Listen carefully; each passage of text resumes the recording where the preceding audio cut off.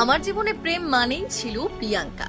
কংগ্রেসের শেষ সাফল্য আমরা, বিয়ে, বিচ্ছেদ, ছেলের জন্য আবার এক হওয়া। রাহুল প্রিয়াঙ্কার গল্পটা কি সত্যি শেষ, নাকি রয়ে গেছে অনেক না বলা কথা? এত ভালোবাসার টান থাকা সত্ত্বেও কেন আলাদা থাকতেন দুজনে? টলিউডে নেমে এসেছে গভীর শোক। জনপ্রিয় অভিনেতা রাহুল অরুণোদয় বন্দ্যোপাধ্যায়ের হঠাৎ মৃত্যুতে স্তব্ধ সবাই। স্ত্রী প্রিয়াঙ্কা সরকার, ছেলে সহজ আর মাকে রেখে তার এই অকাল বিদায় মেনে নেওয়া কঠিন। চিরদিনই তুমি যে আমার থেকে শুরু হওয়া রাহুল প্রিয়াঙ্কার সম্পর্ক ছিল একসময় স্বপ্নের মতো। ছোট পর্দা থেকে বড় পর্দা, সেখান থেকেই প্রেম, তারপর বিয়ে। কিন্তু দাম্পত্য জীবনে আসে টানাপোড়েন। 2017 সালে বিচ্ছেদ হলেও সম্পর্ক পুরোপুরি শেষ হয়নি কখনো। 2023 সালে ছেলের জন্য আবার একসঙ্গে থাকার সিদ্ধান্ত নেন তারা।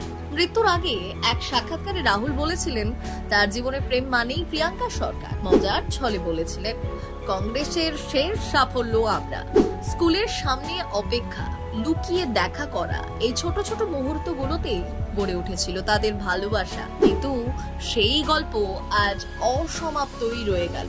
কিছু গল্প শেষ হয় না, শুধু থেমে যায় মাঝপথে।